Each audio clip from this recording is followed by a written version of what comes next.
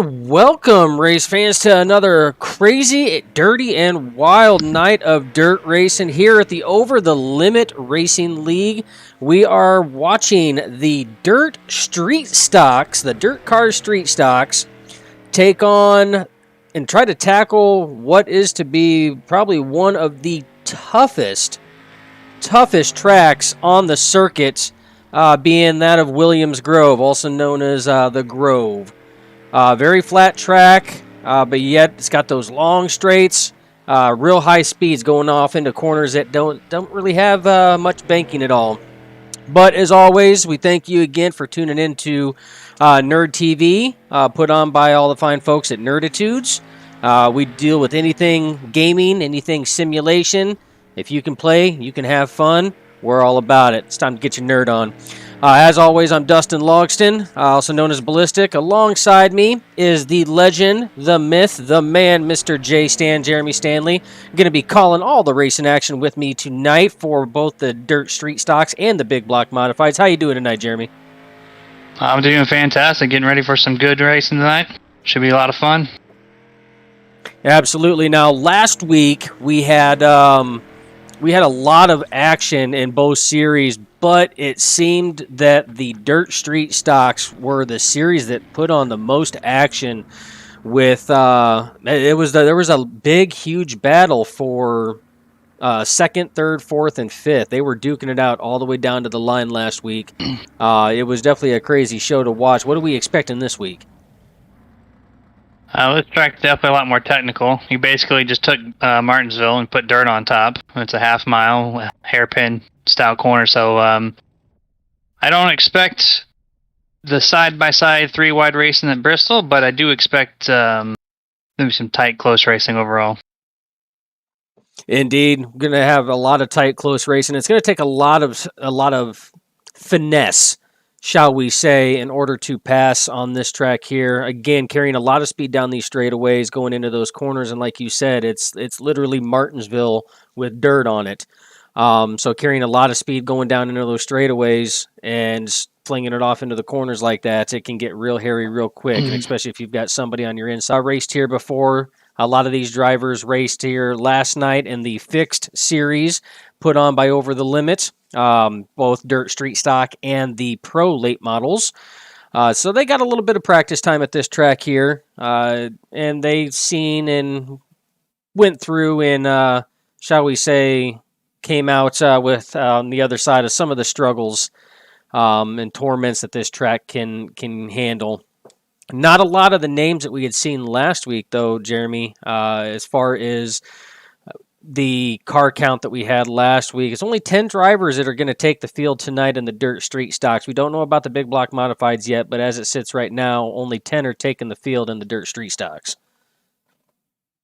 Yeah, a couple of new names compared to last week as well. One including the current pole sitter, if it holds true until the end, Mr. Edward Farnes, holding P1 by only 2/1000ths of a second over Jonathan Henry. Other new name that we're seeing tonight compared to last week is Daniel Allen, yet to take the field for his qualifying. It should still be a pretty solid race overall, I would imagine so. And like always, the drivers here and the admins here at Over the Limit, they always do put on a good show, and that was last week was testament to that in both series, because both series were a hell of a show, not only to watch but to call as well. The times that we have here, just the separation between Farnes and Henry, though, for that top spot on 2/1000ths of a second is not that much a breathing room. But for all the race fans out there today, we want to remind you that just because the number 21 of Edward Farnes is sitting on the pole as it sits right now doesn't mean that that's where he's going to start for the A main. The qualifying and dirt racing, the way it lays out, is that just lays out your starting order for your heat races. These drivers still have to duke it out lap for lap in heat races to determine where their final starting position for that A main is going to be. So anything could happen. We've seen it happen last week, Jeremy. Some of the fast drivers didn't have that good of a heat race at all and ended up starting mid-pack for that main, but still found their way up there at the end. Absolutely, yeah. The Bristol provided a lot of side-by-side good racing, so the track did change a lot. And so if you found the new groove later in the run, then you're definitely your car could shine, especially being an open setup tonight. This track, though, not so much. It's going to be probably too wide at most. The highline typically doesn't kick in on this track, at least not up against the wall like most dirt tracks, because of the hairpin style cornering. I expect late run to have a lot of people right up against those tires, that inside wall, and then the other groove about probably halfway up the track. Maybe some diming of the corners, who knows? We'll see, because exit on this, if you get good exit speed at this particular track, it makes your lap, makes your brakes, because there's a long straightaway. If you don't have that speed carrying off, you might fall behind. Yeah, and that is very true. And I tend to agree with you after pulling laps at this track as well, that the inside to midline is probably going to be the preferred as this track really starts getting grooved in and these drivers start putting some laps down on it. But I also do see the possibility that some drivers starting to venture up towards the top of that cushion there and that high side to try to, as you so well put it, diamond that corner off, which means they are going to go in low going into the corner. They are going to let it float up towards the wall, and then they are going to carry that speed and have a straight shot from the top apex of that corner off of the corner going down, which is going to carry them more speed. So it's definitely going to be interesting to see exactly how this pans out. But we do have a new leader sitting on top of the qualifying boards right now. Is Zach Burnett in that number 4 has taken the top spot away from the 21 of Farnes. And would you believe this, Jeremy? By 9/1000ths of a second, even closer. It is still closer. Not as close as Farnes and Henry at that 2/1000ths, but again, we're getting down to the thousandths of a second here that's separating these drivers' times. Yeah, practice. The times seem to be a lot more spread out. And, kind of surprising that qualifying that the whole field is within a half a second there in total. Especially the top 5, they're just neck to neck on time. So this is looking to be a very, very fun, entertaining race here if the speeds do hold true through the whole race session. I expect a lot of side by side, maybe some bumper action too. Who knows? It's tough to pass here. So if you want to get the job done, sometimes you might want to dent up the rear bumper just a little bit just to get where you're looking for. And that is true. We had talked about trying to race smart, and we had also made mention that passing opportunities were going to be few and far between, and the drivers were going to have to think smart as they were trying to pass these drivers. Sometimes you have to make those opportunities, and by making those opportunities, sometimes you got to use that chrome horn that each one of these street stocks has equipped stock right out of the gate. With that being said, we are going to show you the results for Williams Grove tonight. So the Grove, as it sits right now, we have Zach Burnett is sitting on that pole. Edward Farnes is sitting in that second. Again, just 9/1000ths of a second off. 11/100ths of a second off, again, is John Henry in third. Jonathan Wiley's coming in fourth, just a 10th off. And again, like you had stated, from first to 10th right now is only 4/10ths of a second. And really, your top 5 are separated by less than 2/10ths. So again, close times. Steve Miller in that number 80 is going to take that 5th spot as it sits right now. Ron Wiley is going to be in that 6th spot. Jason Gunnels in that 444 is sitting 7th. Cody Heathcock in that 194 sitting 8th. Trevor Williams in the 78 is 9th. Rounding out your top 10 in the 717 is Matthew Montundo. Daniel's the only one who didn't post time. I don't know. He didn't run too many practice session laps. As time reflects, he's over a second behind everybody else. So I'm not too sure if he's going to be able to make grid for this evening's race, or at least the heat race for that matter. No positions will be lost. No entry will be lost on the main race. The heat race is literally just a practice race here. Since everyone's going to make the field regardless. So let's see if he can be able to get whatever's going on wrong with his car fixed, and see if we can make the main race here. And like you said, Jeremy, this is the heat race. The way that it lays out is going to be a practice race for some of the other drivers going around this track. Some of these drivers, it's the first time that they have gotten on the track at Williams Grove with some of the, shall we say, league veterans. Got a couple new names that are coming in here, so it is going to be interesting, to say the least, to see exactly how tonight is going to play out. But as we're sitting here, why don't you go ahead and take us through our starting grid now the qualifying is over. Yeah, so we actually got 2 heat races tonight, unlike last week. So this will be broken up into 2 separate races before the main. Row number 1, Zach Burnett, P number 1, and second place will be Jonathan Henry. Row number 2 will showcase Steve Miller alongside Jason Gunnels. And then the third row and the final row, total 6 cars here, will be Trevor Williams, and last place, if Daniel gets on track, it'll be Danny Allen.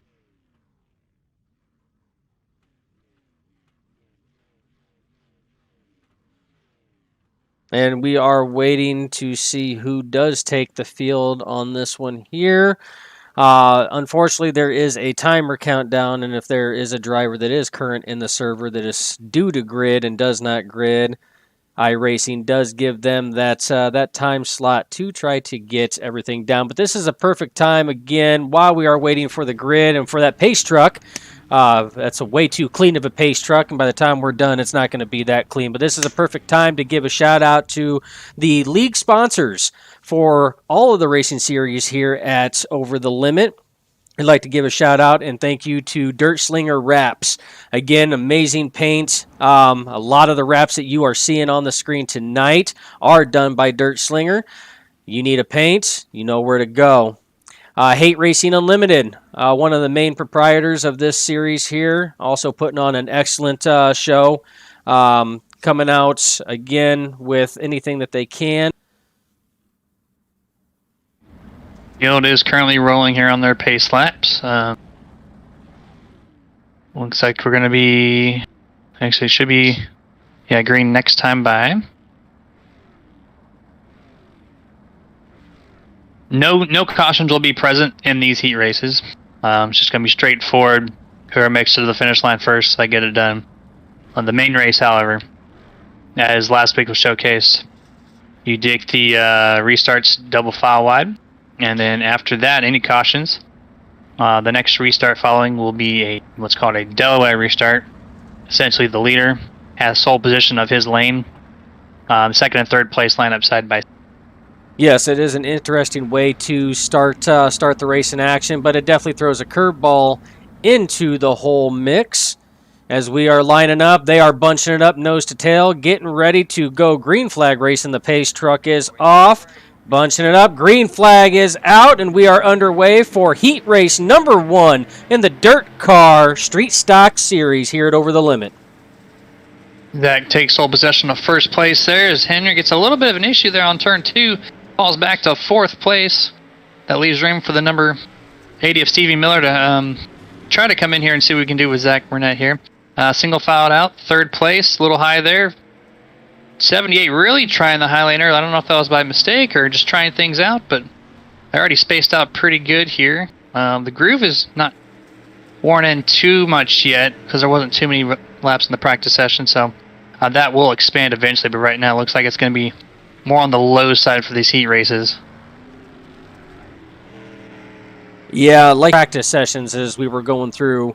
So this groove hasn't even really got a chance to start wearing in. But like you stated, as we start going through these heat races, it's going to start wearing in, and you're going to start seeing a lot of these drivers kind of move around a little bit because they're going to be searching these tracks for any type of grip that they can possibly get. Is what we're watching Zach Burnett right now is starting to put a little bit of separation in between himself and the number 80 of Miller. They seem to be running almost identical lines, and Miller's tending to get a little bit of pressure from behind. Yeah, second and third is going to be interesting to watch. Curious to know how Jason's car is doing out there. He's falling way behind. I don't know if there's something wrong with it, or just taking it easy. Who knows? Maybe just keeping his car clean before the main race. But yeah, second and third looks like it's going to be up for grabs here at this point as they really close into each other here in the exit of turn 2. 80 gets a little loose. They're going to be bumper to bumper entering turn 3 here. It looks like the 7 car of Jonathan Henry can slide in just a little better on entry, which is giving him that good run, and then kind of keeps it equal on the exit here. So the advantage for him right now is going to be on the entry, but now he's right up on the bumper. Let's see if he can maybe change his lineup a little bit, because the inside is still dominant. He's going to have to get something on the middle line to maybe try to advance his position. Yeah, he's going to have to try to carry that speed coming off there and try to get a nose. As he gets a nose on the inside of the number 80, they come off side by side. Little bit of wiggle there, but the 7 still has a nose on the inside as they sling it in there. Got that inside line, he's got that bite, but they're still side by side going down the stretch. It's first time putting the middle line into test here. Oh, gets a little loose there on entry. Gives it up. Coming to the white flag here. It looks like he lost enough ground to maybe kind of just locking in third place here. Let's see what the turn 3 and 4 have to offer. He makes actually really good progress on the turn 1 entry there, and close it up a little bit, but I think it's going to be a little too much too late. And as they come off turn 4, Zach Burnett's going to win this race. Second place, number 80 car of Steve Miller. Third, followed up by Jonathan Henry. Yep, fourth place is going to be the 78 of Williams. So again, it looks like a lot of the drivers just trying to get a feel for that track out there. Not really pressuring it all too much. They're just wanting to make sure that they get the feel, see what groove is going to be working in, kind of see who their running mates are going to be, the ones that are going to be a struggle, the ones that are going to be a challenge that they're going to have to be fighting lap after lap come to this A main. As we get ready to start up the second heat, this is going to determine the outside row of the A main. The finishing order of the first heat is going to determine the inside row. Jeremy, why don't you take us down through our starting order here as they start pacing? You got it. So P1 and the shiny gold numbers there of Ron Wiley. And on the outside of him in position 4 is Cody Heathcock. And then sole position of the third lane will be Matthew Montundo. Definitely some good-looking cars out there. That's one thing that I have to say. Don't get me wrong. I love stock car racing. I love oval track racing, NASCAR, you name it. But there's just something about a dirt car and the wraps and the paints that they have on them that it screams dirt racing. You can look at any car and you get that instant feel of nostalgia being at the dirt track on a Saturday night, or in some cases a Sunday night, or depending on where you're at, there's Friday night racing, or hell, it could be all 3 nights. It's just that good feeling of nostalgia, and there's a lot of good looking paints out there. These body styles don't change often, so they run the same body for up to like 10 years plus. So yeah, the nostalgia feel starts to kick in when the bodies aren't updated.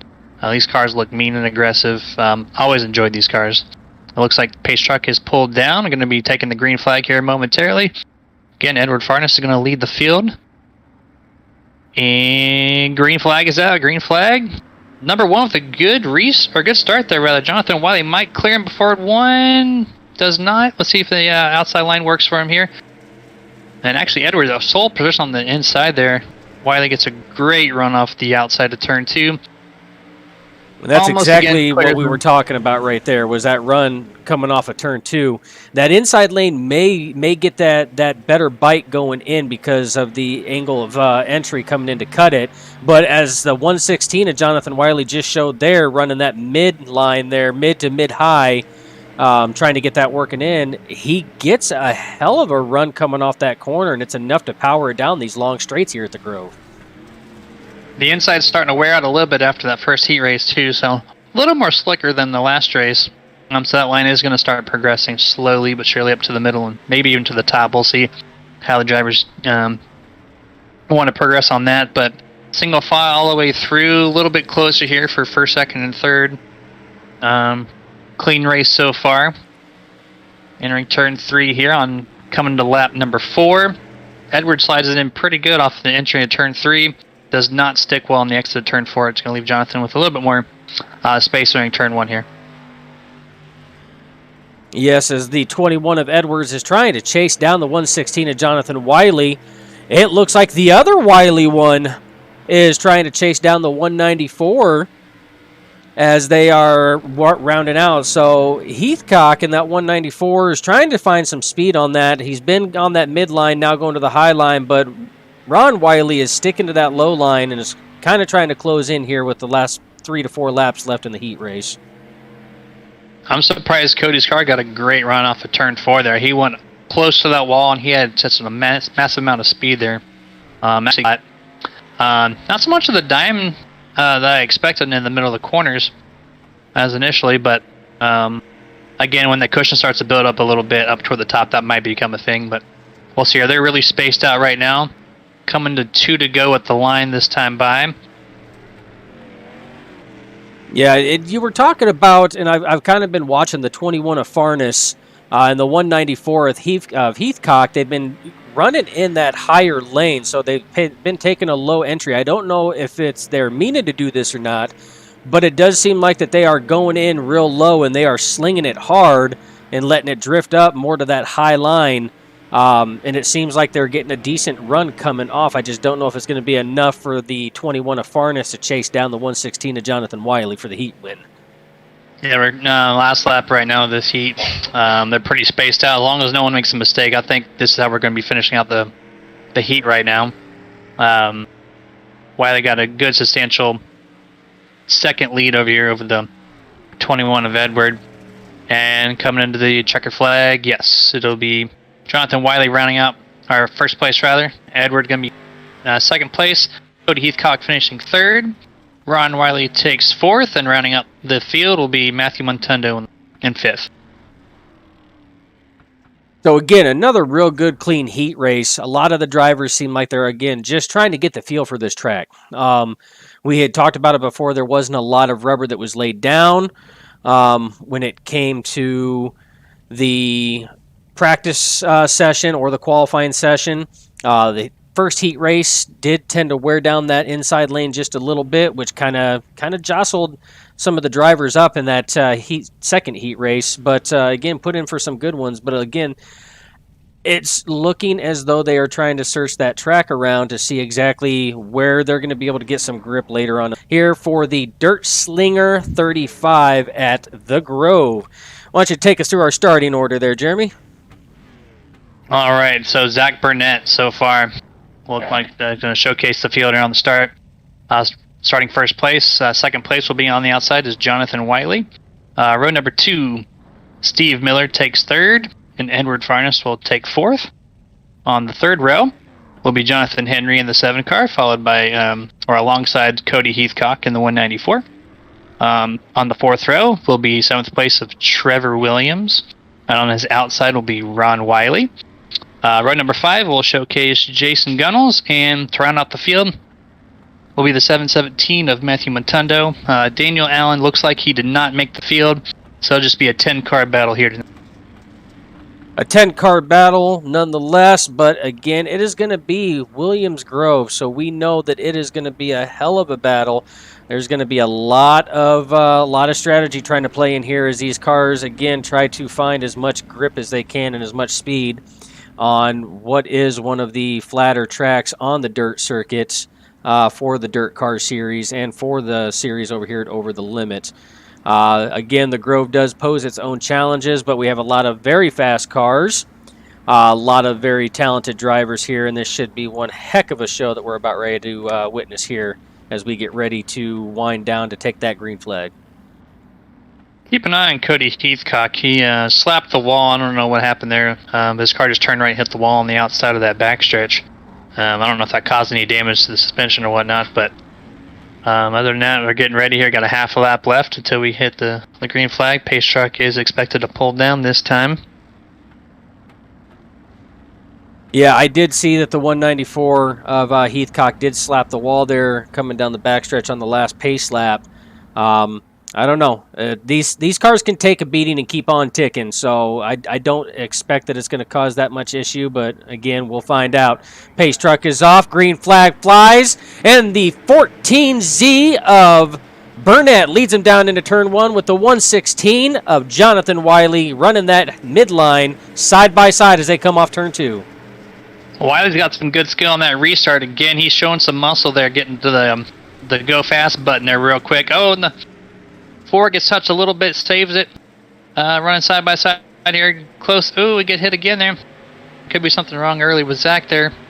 The 21 Edward is pretty putting some pressure on, runs down really low like he was in the heat race.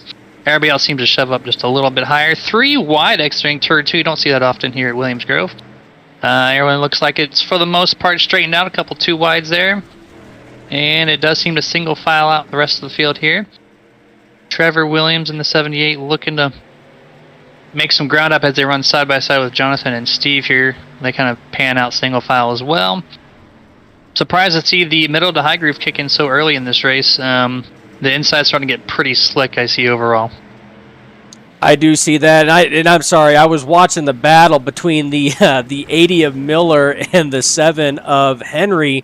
Those two duked it out in their heat race side by side, and were putting on a heck of a show in that heat race, and they picked up right where they left off in that heat race as they were swapping some paint on those very, very pretty cars there as we get started going in lap 4 here of 35 at Williams Grove.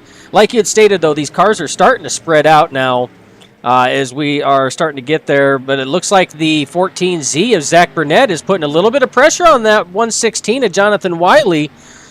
He's right on that bumper going through the corners there. Yeah, talk about a lot of pressure. He rode his bumper that whole first turn 1 and turn 2. He really wants that spot bad as he's right up against his bumper again in turn 3 and 4, pushing the car a little wider. Let's see if he takes a look on the inside with a really good run here. Just going to ride his bumper all the way. He really wants that spot badly. Let's see if he can take advantage of the speed when he's got it. The 21 Edward, though, also putting some pressure on. Looks like Jonathan's got a little bit slower car than these other 2 guys, and it's causing a really close race. Fun for us to watch for sure. I'm sure it's a little pressure right now for Jonathan to maintain the top spot here. Yes, as we're on board with Zach Burnett right now on the 14Z, and he's got nothing but a front as he finally gets that nose in on the inside of Jonathan Wiley as they're coming off. Is he going to be able to maintain? Now, he had been riding, really working that brake, wanting to just waiting for that opportunity, and now he switches his lineup. He had been running that midline, and now he's trying to stick it low. But again, there's that run on that high side that we have seen so much through the heat races. And now it opens up the opportunity for the 21 to come in as he's trying to follow through with Jonathan Wiley and does take that second spot with the 14Z of Zach Burnett now falling back to third. Yeah, sometimes if you want to hold your spot like in first place here, you want to not run your fastest line, but run the line that everybody else is fastest in. Kind of takes away their preferred groove and actually slows them up a little bit more so than yourself. That's exactly what he's doing here. He's using some strategy to keep his 116 out front. Edward, massive amount of pressure, not letting go. Only just a couple inches from the past couple laps away from the bumper. Now, it is no surprise that these drivers are nose to tail, nose to tail, nose to tail, as we are going through, coming up to start lap 10 of this event. These drivers, again, were separated by just thousandths of a second in qualifying as we're coming through. And these guys, it is very difficult, as you are seeing right now, because these drivers, all 3 of them, the 116, the 21, and the 14Z, are running very similar lines, which means somebody's going to have to try to find speed somewhere else in order to try to make a pass happen. A little bit in the backfield there, number 11, Ron Wiley, did get loose, spun out almost, got it corrected, checked up the 717 a lot, though, in the back. No contact, though, it looked like. And also, 5th, 6th, and 7th putting on a hell of a show as well, if not maybe even better than the lead, the 80 of Jason, or the 444 of Jason Gunnels here. Leading the 3 car, they got some little contact there, saying turn 4, look, oh! They're wrecking, keeps it straight there. Really slow, though. I don't know if there's some damage done to that car. He's creeping along turn 2. Let's see if this brings out a caution or not. Yeah, they were beating and banging pretty hard as they were running through there. They were putting on a heck of a show. But again, we had talked about the 7 and the 80 in their heat race. We're going back and forth. The 444 way off pace. It gets off pace. Looks like he was trying to enter pit road there. And it looked like the 11 of Ron Wiley just didn't know where the 444 was going to end up going and ended up making contact. Both cars are now on pit road. That is super unfortunate for Ron. He just, like I said, got loose a couple laps ago, and it just kind of put him in that predicament. No spotters in these cars, really, right? So you don't know what they're planning on doing. Cross down to pit road and over. That's super unfortunate, though, for Ron and for Jason. Yeah, Ron was keeping it clean in the heat race there. It is unfortunate for both of them. Jason, again, was in that heated battle between himself, the 80 of Miller, and the 7 of Henry. They were putting on a heck of a show, just like the top 3 were. So, again, we were trying to split our action and our attention between the 2 spots. But, again, that's why these races and these series and cars are so much fun. You had mentioned about spotters. The issue with these cars here is iRacing does give you some type of information on there, but again, it only tells you if a car is slow. It doesn't really give you a lot of information, doesn't really tell you a location. And when it comes to these cars going through the corners, a spotter's not going to do any good, Jeremy. These cars change lanes. They change where they're at. You can go into a corner on the high side with the nose in there, and you can cut across and end up on the low side coming out. So they change so often, no spotter would be able to keep up with it. Again, as the 21 is now starting to put some pressure on Wiley for that second position, is Burnett starting to stretch out that difference between first and second. 21 dives it in there, drifts it right up into the front nose of the 116 of Jonathan Wiley. Both cars keep it straight and keep going. Really aggressive slide job there. And these cars don't run up to the top of the lane, so if you got to do that slide job, you got to be committed and full speed, or else you're not going to make the corner unless they're running up against the top. When you run the middle like that, you have very little room for error. As just showcased there, the 21 did make some decent contact with the 116 of Jonathan Wiley, who's now faltered to third. He did give up that top spot to Zach Burnett as we were tracking 5th, 6th, and 7th with their action in the back of the pack. After that contact, pretty spaced out now. Let's see if 21 has any extra speed. Then the top spot right now, Jonathan Wiley. I think he'll be able to get to, Zach Burnett. We'll see if he's got the speed there. Zach's running pretty high up on the track now. He's changed his lineup just a little bit, searching for some extra grip as that slick stuff has finally hit the middle lane. So they're searching right now to see what the fastest line will be toward the end of this run. Yes, and searching they are. As you can see going into that corner, you can see that dark patch in the middle, and that's exactly what Jeremy's talking about, is that slick stuff. That is as slick as ice when you are going down these straightaways into that corner at 100+ mile an hour in a controlled power slide. One thing that Burnett, as you just seen in the shot there, is going to be dealing with is going to be lap traffic coming up. Now, generally, lap traffic should yield to the leaders here. But as we've seen, sometimes yielding and giving the position is very difficult, as we've seen with the 444, as they were trying to yield and try to come in the pits and ended up collecting the 11 of Ron Wiley. So we'll see how this works out. It does look like the 717 is going to does slip up a little bit as he's trying to stay low, slows up the 14Z of Burnett a little bit, but I don't think it's going to be enough really to make a difference to allow the 21 of Farnes to catch up. Did slow up just by a hair. Didn't really affect him too much, though. Yeah, they're running nearly up against that wall at this point. I did notice Zach was starting to diamond the corner at least a couple laps ago. He's searching a little bit. Kind of keeping it right where the marbles, so to speak, are building up, that little outside cushion where the extra grip's at. He's kind of running right on that low portion of that. Not too much up high, as everyone typically is running in that same groove at this point. There's not much racing room left. Once you get to that slick ice stuff that you'd mentioned, a lot less grip. And so you have to run up top. And, of course, that just shrinks your groove a little bit more and more. But once that pushes up, right up against the wall, I would imagine at least 1 or 2 people are going to try to run up to the very bottom again, just because of that massive difference in the lane change. Really spaced out Zach Burnett, starting to really just pull on of Edward right now. Single file for the most part of they're all pretty spaced out, looks like, at this point. Yes, starting to space out, and that's why you've seen these drivers searching and battling so hard for position early on in the race, because this this is typical of dirt racing. You are going to have that that track is going to start getting glazed and glassed over like that. And they know that their racing lines and their opportunities for passing are going to be cut short at the later stages in the race. We're now on lap 26 of 35. Again, caution free. So this has been a very clean race. These drivers, even though there's been contact, have been putting on a clean. It's not panning out so much as you had stated. They're starting to spread out right now. So there's a lot of space between the 14Z of Burnett and the 21 of Farnes, and there's even as much space between the 21 of Farnes and the 116 of Wiley. And there's even more space further back than that. There's about a 7.5 second gap between third and fourth place as it sits right now. This is where I'd prefer a spotter in my year if I was in Zach's position, because you don't need to be searching for lines. You got a really good lead. You just got to hold a nice, comfortable position on the track, hit your marks, be clean. There's no need to put pressure on yourself. You got such a huge lead. Coming here with looks like 7 to go at this point in time. He's got over a second lead.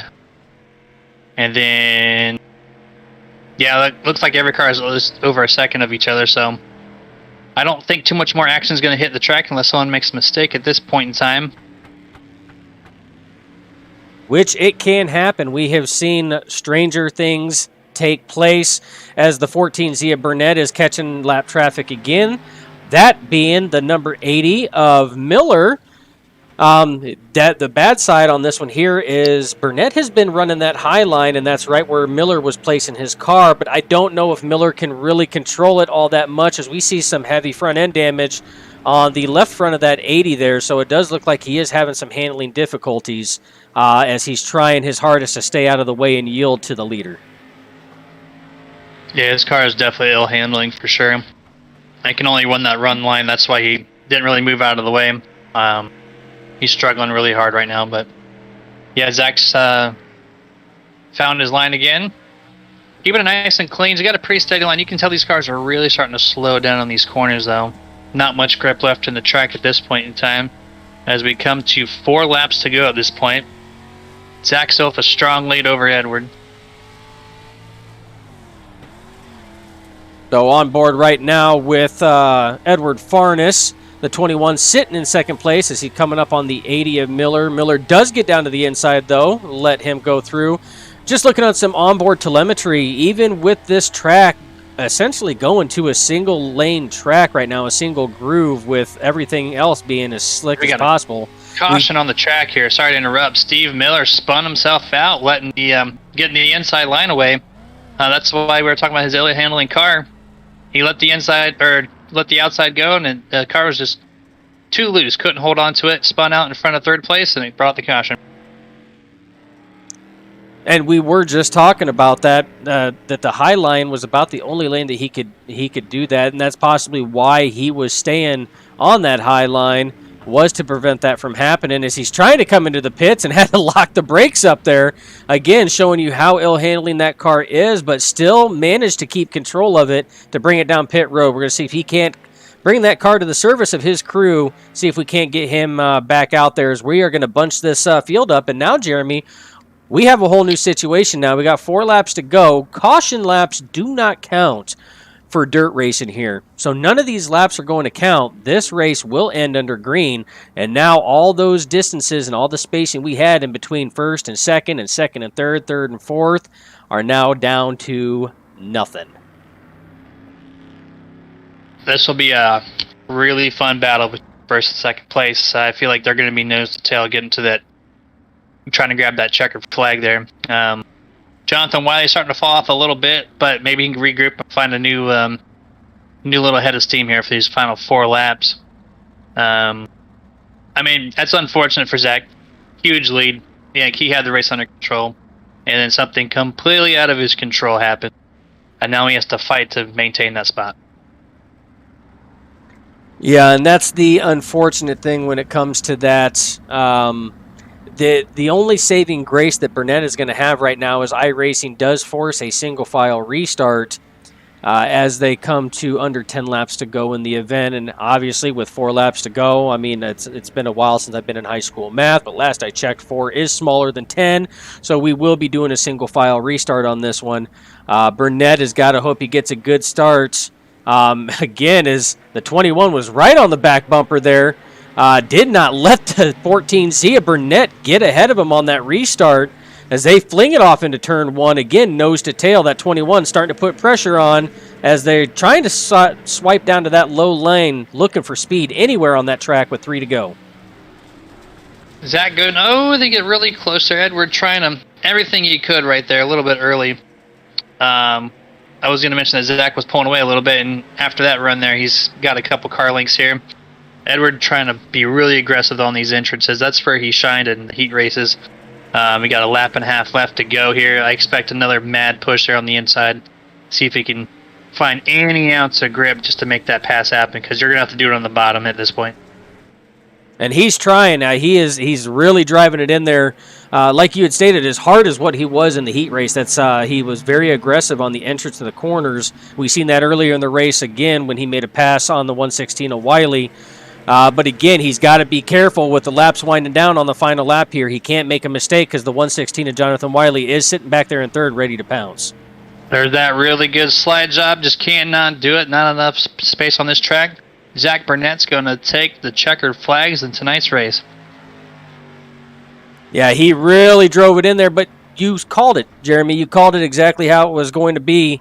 As the 11 of Ron Wiley has looped it there on the closing laps, everybody is able to dodge it.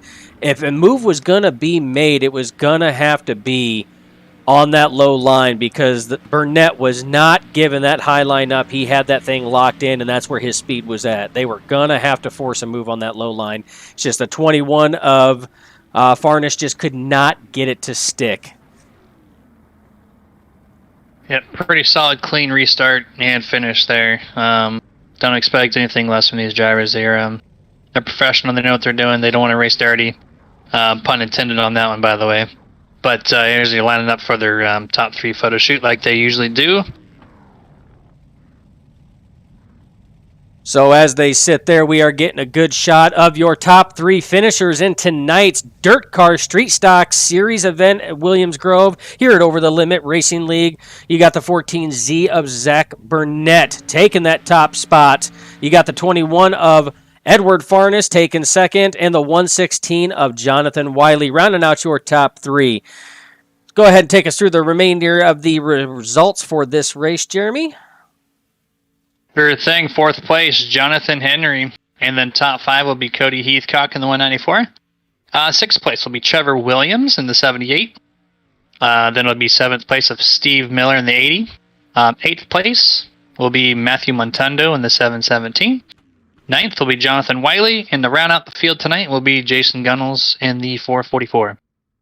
Yes, and it's unfortunate on the 444 of Gunnels and the 11 of Wiley. Wiley having issues early on, and then the hard racing between the 444 of Gunnels, the 80 of Miller, and the 7 of Henry. And it seemed like Gunnels was on the worst receiving end of that, ended up taking a little damage, and as he was trying to come in the pits, unfortunately enough, collected the 11 of Ron Wiley. Which definitely put a damper on their night, putting them down to the bottom of the top 10 there at 9th and 10th. Again, overall, it was a really good race for the track being what it is, and with the grooves closing up the way that they were, we knew it was going to go to a single groove track, and we knew it was eventually going to move to that high groove. But again, these drivers do not disappoint, Jeremy. They do not disappoint at all. First, second, and third were putting on a hell of a show. You had 4th, 5th, and 6th were putting on a hell of a show. There was action all over the track here.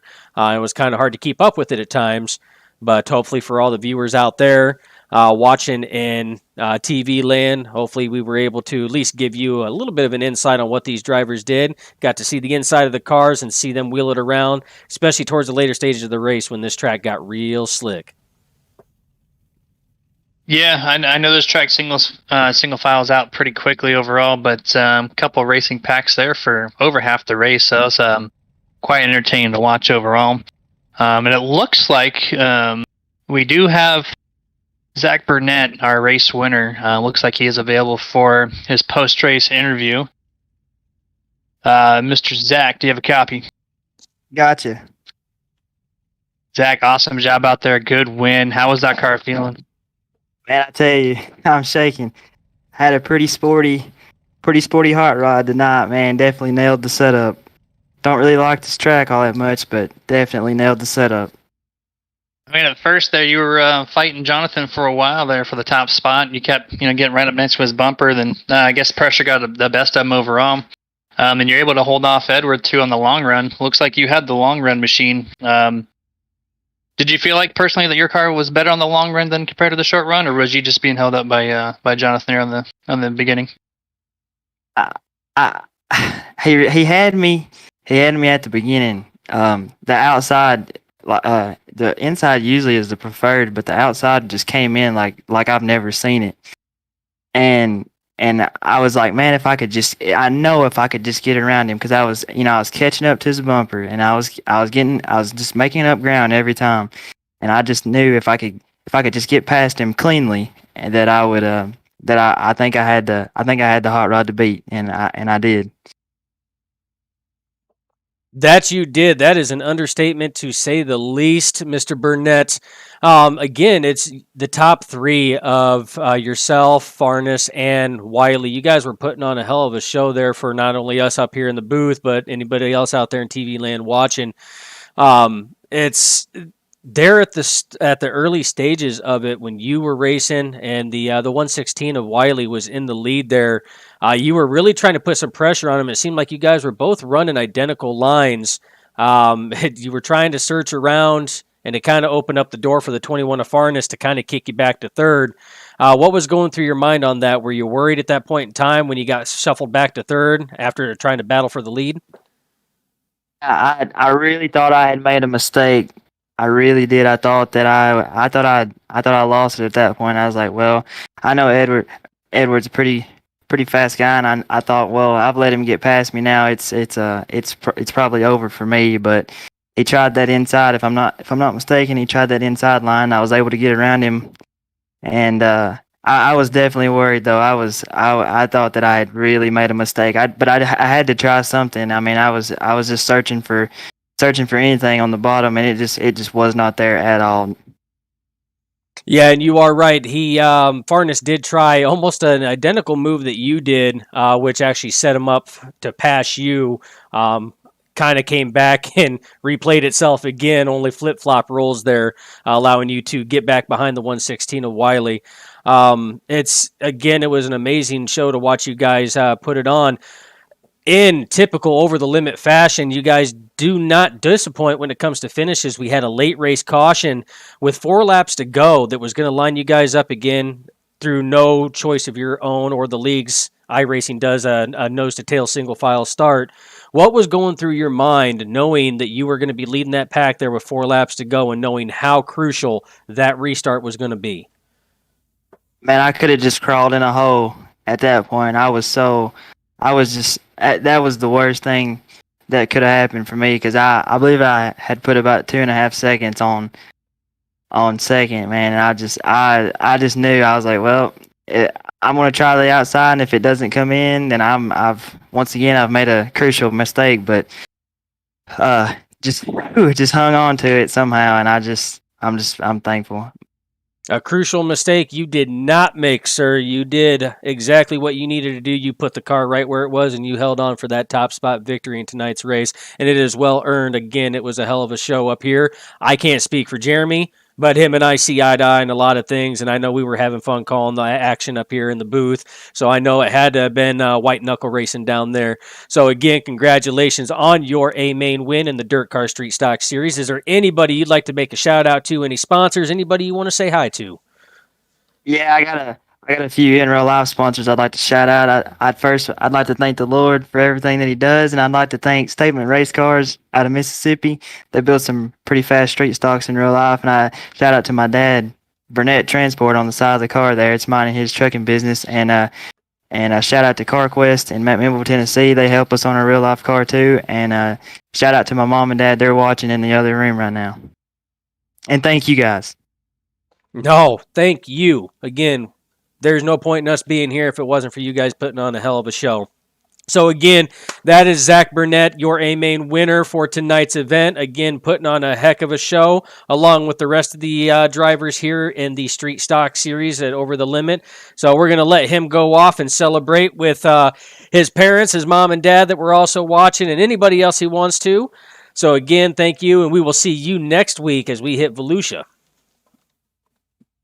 All right, it looks like we got a hold of Eddie, our second place finisher of this evening. Eddie, do you have a copy on us? Yes, sir. Hey, man, really good job with that top 2 spot there. Looks like you had the car about mid-race, and then it kind of just followed it off just a little bit there to the race winner, Zach. Tell me how was the car feeling for you tonight? We could have had a little bit more speed. Truly, I kind of feel bad because I made the setup for me and Wiley, and it was fast enough to be in the top 3, but we weren't fast enough to be up there with Zach. I don't even know how he got that outside line to work like he did, but I'll take a second. I would rather like to win. I mean, I won 2 last night, so I was trying to keep it going, but it was heck of a race. Yeah, 100% for sure. Lee put some good press there on Jonathan as you were trying to get around him for the top spot as well. It just looks about midway. Like your car was probably dominant there compared to the rest, and then even in the heat race, I expect you to be up in the running for the win. And then that restart with I think 4 or 3 to go gave you a nice attempt at that. Tell me what was going through your head, and what was your strategy to try to tackle Zach there in the final laps? I was kind of playing mind games. He slowed down a little bit on the restart, so I started giving him the bumper a little bit and was trying to get in his head. And the restarts are really key, especially when a single file leader goes, and you got to be right on if you're going to have a shot. So we were kind of there. We needed more, and I don't know where to find it. I don't run this track a lot, so like I said, I'll take a second. But like I said, those restarts are key. It really came down to that, especially when there was that late restart. So yeah. Well, like you had stated, you needed a little bit more when it come to this track here. Sometimes you kind of come up a little bit short, and you know what? This track here is not an easy one to try to get that speed and try to find that extra speed, especially when those lines start cutting out real quick and real fast. We were saying the same thing here as far as that high line, how it was coming in.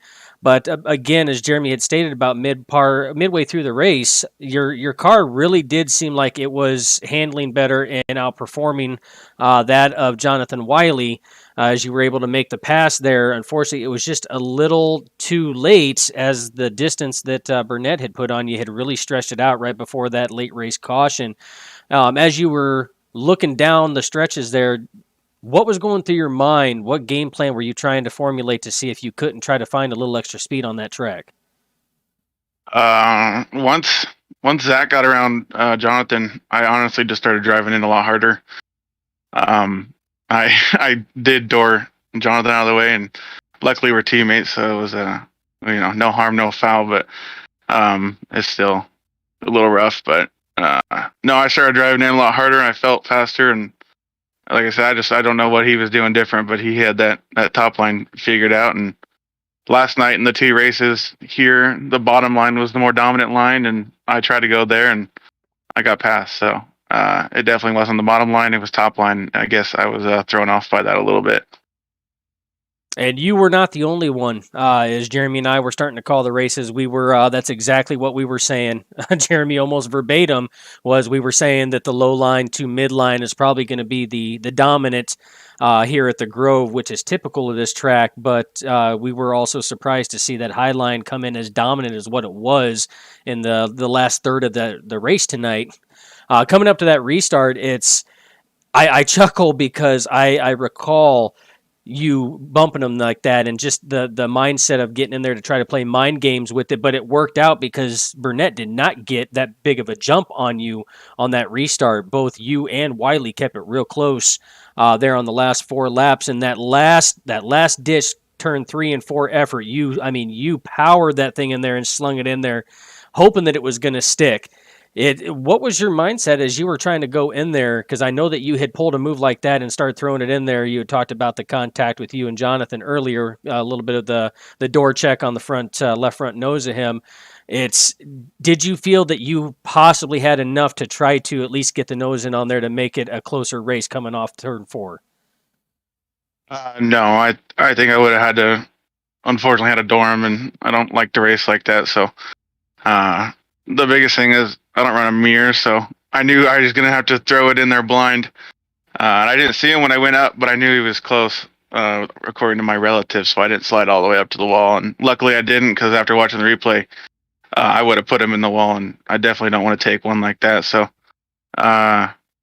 it was I needed to be a little bit closer. I think if I wanted to clear the slider, this track's way too hard to throw sliders, especially because it's so straight. But we had to go for it. We had to try. And try you did. You can definitely not say that you did. You did not give it everything that you had and your car had out there trying to knock Burnett out of that top spot. Again, you guys, you three up front put on a hell of a show, especially that late race caution. So again, I want to congratulate you. There's nothing wrong with second place, especially the hard-fought battle that you guys had at this track. Especially this. I'm not a fan of racing the Grove. I love watching the Grove, racing it. I don't race it all that much. I'm not a super big fan of it. It's flat, there's no banking, and it's fast, which usually makes it for a way difficult track. But I tell you what, you guys made it look easy. I'm not saying it was, but you guys made it look easy. So again, hell of a job out there tonight. Congratulations on your second place finish. Is there anybody you want to make a shout out to? Any sponsors you want to holler at? Oh yeah, Mountain View Plumbing, DOA Pro Wrestling, McCord Trucking, all my real life sponsors, my teammates over at Dirty South Motorsports. We put in a lot of work the last few nights to get to be competitive like we were. So just a little bit more on the open setups, and I think we'll be there. So all those guys for everything they do. And I just joined this league last night, so I appreciate them letting me join late, and you guys putting on the broadcast. Hey, and we appreciate you joining the league again, because that's just all the more action that we get to watch and we get to call, and that's what Jeremy and we love doing. So again, congratulations on your second place finish, your top 3 again. And again, you had been dominating yesterday with this, so it's not like you have not seen victory lane this week at all. So again, congratulations to you and Dirty South Motorsports, your DSM team. We're going to let you go and celebrate, kind of relax a little bit, let that adrenaline come down, and we'll see you next week at Volusia. And forward. Thank you, guys. Looks like Jonathan Wiley patiently waiting for his spot. Jonathan, you got a copy? Yes, sir. Hey, man, awesome restarts there, especially on the early running there of the main race. You had some dominant restarts. You put yourself into a position to hold the lead. You're able to hold them off for a while, then your car started to falter off a little bit. Was the car just running a little too loose for you on the long run? Yeah, well, the starts are hard to guess because, going on green, it's kind of a guessing game if you're on the front. So you try to get a good jump. So I wasn't trying to go too early, but good enough. And then the setup, it was pretty fast early on. I think I was okay for a little while, and then it started getting a little too loose, and I couldn't drive it as hard as I needed to. And it looks like you started to run up in their line a little bit to kind of counteract them and try to hold them back a little bit. What was your strategy, if anything, to on that final restart there with about 3 or 4 laps to go?